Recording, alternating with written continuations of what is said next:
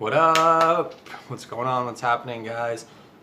Yeah, this is another weekly vlog coming at you straight into your face. Shit's pretty cool, man. Today, we're gonna do things a little bit differently. We're gonna switch things up a little bit, I think. We're gonna talk about metrics today. Why are metrics? What are metrics? How is it important? How does it affect you? I hope it's not infecting you. How does it affect you? And what's going on? You see, like, I'm gonna say back in the day. I know, you can give me a hard time about it. It's not really back in the day, but back in the day, 8 years ago, when I got into business, I started doing my own thing. I didn't understand metrics, and metrics is a very broad, it's a very vague term, so let me boil that down for you a little bit.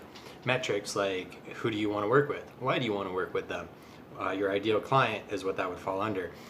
When you're doing your marketing, when you're doing your advertising, your promotions, that kind of stuff, it's also important to know that you're going to be throwing money at it. You got to throw money at your business. If you're not throwing money at your business, you clearly don't believe in your vision enough. You clearly don't believe in your vision enough. It's no. Well, let me turn that ringer off here. Sorry about that. I'm back. That's just my group chatting up. We're talking about smoothies. Yeah, different smoothie recipes that we've been trying and playing with here. It's pretty good. But yeah, also the metrics of your marketing, your advertising, and stuff like that. So let's backtrack. It's important to know who you want to work with, why you want to work with them, where you're going to find them, how you're going to find them, and that kind of stuff. You want to nail that down as much as possible. You see, when I first started out in finance back in the day, I didn't know that stuff. I didn't understand that stuff. I didn't care. You told me that kind of stuff. I'm like, yeah, fuck off, take a hike. Like, I don't care. I got my barrel right here. I got a bunch of fish in it. I got my shotgun, and I'm just, I'm hitting shit. It's working, but it may work in the beginning. It's not sustainable. Not in the long run. It's a very short-term strategy. The problem with that is you're gonna wake up one day and you're gonna have a ton of people in your book, a ton of clients kicking around that you don't want to work with. You're going to be getting phone calls, and you're going to be going, I don't want to talk to this guy. Like, why is this guy? I don't want to talk to this guy. Somebody's going to call you. You're going to be like, this chick just ruined my whole damn day. Like, just because I seen that I got a missed call from this person. That's the last thing you want to do. Like, you can't tell me that you want to work with everybody that has 2 arms, 2 feet, and a heartbeat. It don't work that way. If you're a realtor, great. I got somebody selling a $40,000 trailer. You want to go? You want that as a client? Do you want that as a referral? Chances are probably not. If you're doing car loans or you're in some sort of financing, chances are you don't want somebody from the projects or the ghetto or somebody that's low income, as you don't want to be dealing with chances are you're not going to want to be dealing with subprime people. It just doesn't work that way. It's just headaches, right? On the flip side of the coin, if you're a mortgage broker, chances are you don't want to be attracting a bunch of people who are so distraught in debt that they're not getting anywhere, that they're never going to get approved, right? I mean, it's fine to leverage and have relationships at debt repair companies and like credit repair companies, stuff like that, debt relief companies, but really at the end of the day, it's just hurting your business, and chances are you don't want that. So you got to really dial down, really dial in, and pinpoint who exactly it is that you want to work with. What is their income? What is their lifestyle? Where do they hang out? What do they like? Are they fit? Are they active? Are they healthy? Do they like to read? What's their education level? Who do they hang out with? Where are they going to hang out? Are they going to be at the country club? Are they going to be at the golf course? Are they going to be at the YMCA? These are all little things that you got to figure out. Are they interested in rollerblading, biking, tennis? This is all going to help you be able to tailor and craft your messaging and your systems to them to attract these people to you, because ultimately that's what you want.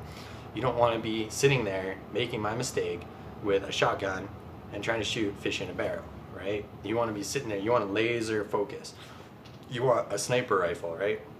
You want to be looking through that scope on the sniper rifle and just be able to pick off the exact people that you want. You're not closing any doors, you're not hurting your business, you're not doing anything wrong. In fact, when you are that laser focused on what you want, who you want to work with, why you want to work with them, you're going to find a lot more abundance, a lot more freedom, a lot more income. Just things are overall going to be a lot better. You're not going to be subject to those phone calls and those headaches and dealing with that stuff that you don't want to deal with. You're going to have a flourishing, strong business. Now, with that being said, when it comes to crafting your marketing and your messages and stuff like that, you want to be speaking their language. You want to be on their level. You want to be speaking their terminology, right? You want to have a very good understanding, a very good basis of their industry, what makes them tick, what drives them, what their pain is, what their fear is, what keeps them up at night, what puts them to sleep at night, what makes them happy, what their paradise is, right? All of these little things you want to know. When you're doing your marketing and your advertising, you want to be throwing your money at things that you want to be making it actionable, and you want to be making it measurable, right? It's not enough to say, you know, I want to get 10, 15 new leads this week, and then you go throw up a billboard and wait for your phone to call. Even, right? Like, even if you're doing a damn survey at the end of the day, you can give everybody that walks in the door a survey and be like, hey, where did you find us? How did you hear about us? Da da da da da. I would say 90% of the time, people don't even know where the hell they saw you. They're not going to know if it was a billboard. They're not going to know whether it was online. They're not going to know. I mean, it's just a headache. And you're just going to find that you're burning money, right? At the end of the day, you're burning money. You're spinning your tires. It's not doing you, your family, your clients, your potential clients any justice, right? So you want to make sure it's actionable. You want to make sure it's measurable. You want to know where the people are coming from. Are they coming from Google, Facebook, LinkedIn, Twitter? And that all goes back to where are they hanging out. It takes testing. You're not going to figure out overnight. You always want to test. The more you test, the more data you collect, the more answers you're going to have, so you can keep dialing in and honing in to get that laser precision, right? That sniper focus. And that's what you want. You want to know, if you're doing online ads, you want to know, like, how many people do you need to get in front of to start getting clicks?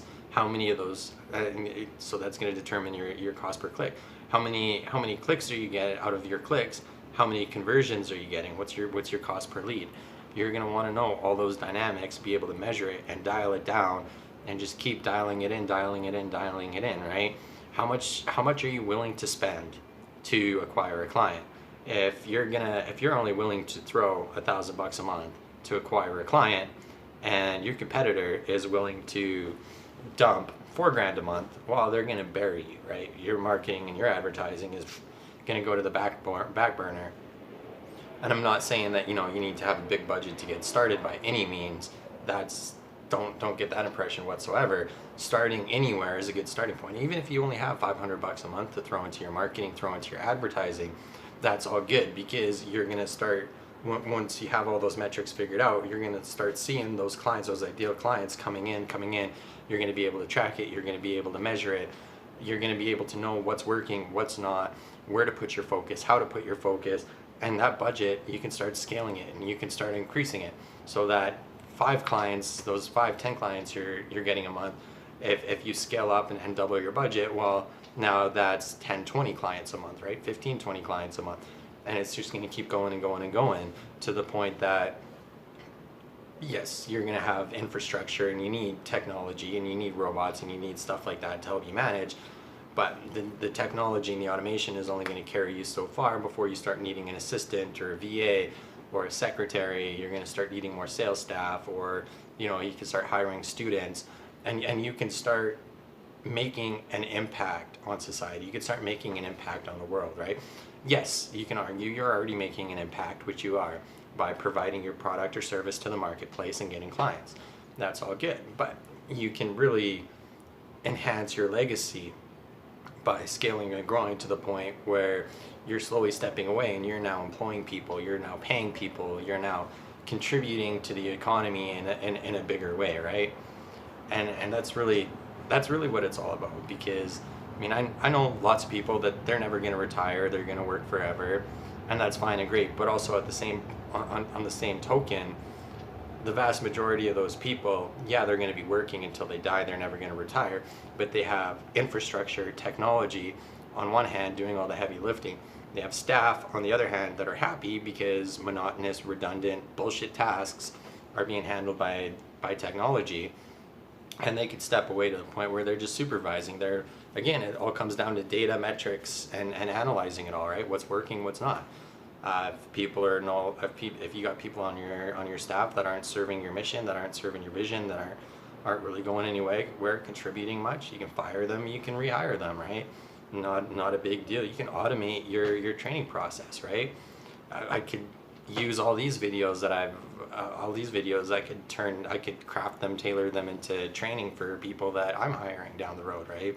I just brought on a salesperson, my first salesperson, so that's pretty cool. And not only that, but I also have a very large team. I have a large team supporting me down south there, so it works out well. And you need to know all that kind of stuff, right? At the end of the day, if you're clueless on who you want to work with, if you're clueless on the data, if you don't know where your clients are hanging out, where your prospects are hanging out, if you don't know how to attract them, if you don't know what's working in your marketing budget, what's not working, etc., and you can be very successful, but it's going to be very fucking hard, and you're going to be working 24/7, 365. Nobody wants that. It's no fun for anybody, right? So yeah, that's it for today. I'm going to keep it a little bit shorter. Know your metrics, really dial it in. If like, I mean, probably 80-90% of business owners that I talk to, and I ask them for their metrics, their data, they don't know. They might be able to figure that kind of stuff out, crunch some numbers, and get it to me within a few hours or a couple days, depending on their team and what they're working with, which is fine, and it's a great start. But that's something you should be constantly on top of, constantly tracking, constantly paying attention to. That can make or break you right there, guys. Yeah, like you don't want to learn my lessons the hard way. I spent many years when I was in finance struggling because I didn't understand that stuff. I didn't care that stuff. Once I started paying attention to that kind of stuff, I started learning it. Things just started snowballing. If you're going to run a campaign, it's not enough to run a campaign for a few days, a couple weeks. You got to run it for at least 3 months. Run it for 3 months, see how things are going, course correct, adjust along the way. Don't just set it and forget it. Check on it weekly, check on it monthly, make sure you're on track. If it's not working, test a couple things. Maybe it's a picture, maybe it's an image, maybe there's a word or something in there, maybe it's a button color, who knows. Make little changes along the way, see if you can get it optimized to the point that you need it, that you want it. If it's not working and you know, at the end of the 3 months, it's not like it's a total bust and oh screw this doesn't work, whatever. It's more the fact that you just learned what isn't working. Now that you know what's not working, you can take that out of the picture and you can start focus on finding stuff that does work. And that's what's going to set you apart from everybody else. Have a strong mission, have a strong vision, have people on board, know who you want to work with, why you want to work with them, where you're going to find them, and constantly collect and track data. The more data you have collected, the more you're tracking, the more stats you have, you're only doing yourself a favor because you're going to be able to scale, you're going to be able to grow faster. The value of your business, like if you ever want to sell your business one day, having all that data compiled in your business, client data, market research, etc., that drives up your business valuation, right? You know what I mean? That drives up the valuation of your business. If something happened, if you were to get hit by a bus tomorrow, which I really hope you don't, I'm not saying go get hit by a bus, but if you were to go get hit by a bus or something tomorrow, or get in a car crash, the snow, the winters out here can be pretty brutal. I mean, the last winter we had like almost 400 car accidents in the matter of 48 hours, like fucking ridiculous. If something were to happen to you that you could no longer go to work, well, what's going to happen to your family? What's going to happen to your kids? What's going to happen to your house? And having all that data is just, as a worst case scenario, at least having all that data is going to help you sell your business for more so that you guys can get through whatever troubling times that you need to get through. The best part about it is you're going to have a lot of that down pat and locked down. So whether you go back into the same business or you go start a new business or whatever the case may be, you're going to have an understanding of that stuff. So the next one is just going to be that much more successful, that much quicker, right? So hope you guys enjoyed the content. Don't forget to subscribe to my channel here. You don't want to miss a beat. Follow me on your favorite social media. I love company. It's all good. I post some pretty funny, random stuff, and you're always gonna get a nugget or two a day from me.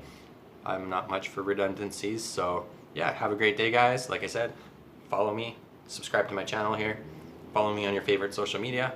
Hope you guys are having a great day, have a great weekend, and we're gonna chat soon. Cheers.